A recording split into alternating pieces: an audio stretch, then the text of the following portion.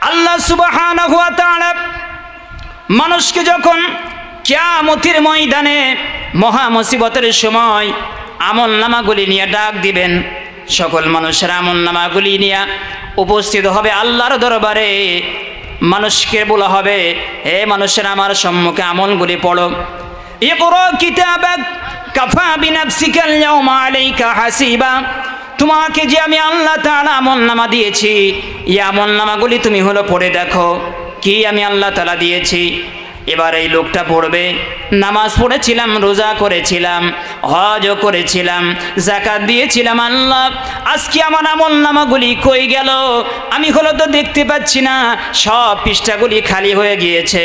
আল্লাহ তাআলা বললে, বান্দারে তুমি কি জানো না আমি আল্লাহ তাআলা তোমাকে বলে দিয়েছিলাম, ওয়ালাউ আশরাকু লাহাবিতা আনহুম মা কানু ইয়ামালুন।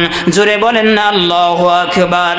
আমি আল্লাহ তাআলা তোমাকে জানাইয়া দিয়েছিলাম, বান্দারে তুমি শুনে রাখো, আমার সঙ্গে যদি শিরিক স্থাপন করো আমি আল্লাহ তাআলা তোমার সব আমলনামাগুলি বরবাদ করে দিয়ে দিব। পৃথিবীর জামানায় আজকে চলতেছে শিরিক আর শিরক। আজকে শিরিকের ভিতরে গোটা দেশটা নিমজ্জিত হয়ে গিয়েছে। প্রিয় ভাইরা দেখেন, আজকে সৃষ্টি, এই জীবন, এই সৃষ্টিটা কার বলেন তো? আল্লাহর সৃষ্টি। আসমান সৃষ্টি করেছে, জমিন সৃষ্টি করেছে, সব কিছু তিনি সৃষ্টি করলেন। তাহলে আইন চলবে কার? মানুষের না আল্লাহর? আলা লাহুল খলক ওয়াল আমর। সৃষ্টি যার, বিধান চলবে তার। আমাকে আপনাকে সংশোধন হতে হবে মৃত্যুর আগে না পরে? আগে আমাকে সংশোধন হতে হবে। আমি যখন ইন্তিকাল করব তওবার দরজা বন্ধ হয়ে যাবে। আল্লাহ সুবহানাহু ওয়া তাআলা আমাকে আপনাকে তওবা করার জন্য সুযোগ করে দিয়েছেন। বান্দারে তুমি পাপ করেছো, জুলুম করেছো নিজের প্রতি, আমার কাছে তুমি তওবা করো, আমি আল্লাহ তাআলা তোমার তওবাগুলি কবুল করে নিব। সকলে বলি সুবহানাল্লাহ। জিবরাইল আলাইহিস সালাতু সালামকে এবার প্রশ্ন করা হলো, আল্লাহর জমিনে সবচেয়ে পাওয়ারফুল জিনিস আল্লাহ তাআলা কি সৃষ্টি করেছেন? জিবরাইল আলাইহিস সালাতু সালাম বললেন, আল্লাহর হলো পাহাড়।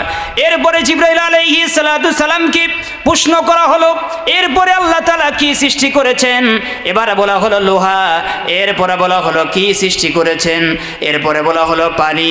এরপরে বলতেছেন আল্লাহ তাআলা সবচেয়ে পাওয়ারফুল কোন জিনিস তৈরি করেছেন? এবারে বলতেছেন আগুন। এবার বলা হলো জিবরাইল আলাইহিস সালাতু সালামকে, হে জিবরাইল, আল্লাহ তাআলার জামানায়, আল্লাহ তাআলার পৃথিবীতে সবচেয়ে পাওয়ারফুল জিনিস কোন জিনিসটা আল্লাহ তাআলা সৃষ্টি করেছেন? এবার আল্লাহর ফেরেশতা জিবরাইল আলাইহিস সালাতু সালাম বলতেছেন, মানুষের চোখের 2 ফোঁটা পানি। জুড়ে বলেন আল্লাহু আকবার। আমাদের দু চোখের পুকুর বোনা, আমাদের চোখের 2 ফোঁটা পানি আল্লাহর দরবারে এত প্রিয়। আমরা যদি কেঁদে কেঁদে আল্লাহর দরবারে বলি, আল্লাহ আমি হলো গুনাহ করেছি, মাওলা মেহেরবানি করে আমাকে মাফ করে দিয়ে দেন, আমি হলো জুলুম করেছি, মাফ করে দিয়ে দেন, আমি হলো জেনা করেছি, মাফ করে দিয়ে দেন, আয় আল্লাহ তাআলা নামাজ পড়ি নাই, আমাকে মাফ করে দিয়ে দেন। আল্লাহ তাআলা বললেন, হে বান্দা, তোমার পূর্বের সব গুনাহ খাতাকে আমি ক্ষমা করে দিয়ে দিলাম। ইয়া আইয়ুহাল্লাযীনা আমানু তুবু ইলাল্লাহি তাওবাতান নাসুহা। কেউ ইখলাস নিয়ত নিয়া আল্লাহর দরবারে যখন কায়মনা বাক্যে কাঁদতে থাকে, আল্লাহ আমার চাইতে বড় অসহায়, আমার চাইতে বড় জুলুমবাজ, আমার চাইতে বড় বেনামাজি আল্লাহর জমিনে একটাও নাই। আল্লাহ আয় আল্লাহ, আমি যখন ইন্তিকাল করব আমার কি হবে জানি না, আয় মাওলা আমাকে মাফ করে দিয়ে দেন।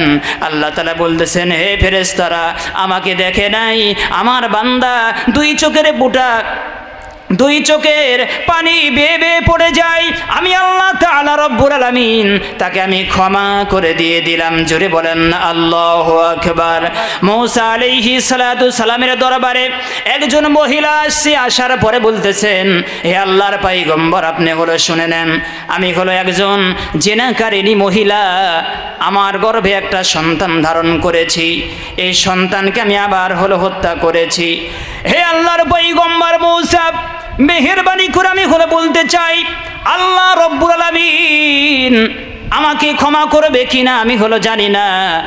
একটা হলো আমি অপরাধ করেছি, এই সন্তানের তো কোনো বাবা নাই, যারও সন্তান বলেন তো, সন্তানের যার বাবা থাকে না, ওই সন্তানটা জারজ না হলো সে ভালো সন্তান? এই সন্তানটা হলো জারজ সন্তান। একটা আমি হলো অপরাধ করে ফেলেছি, আর একটা আমি অপরাধ করে ফেলেছি।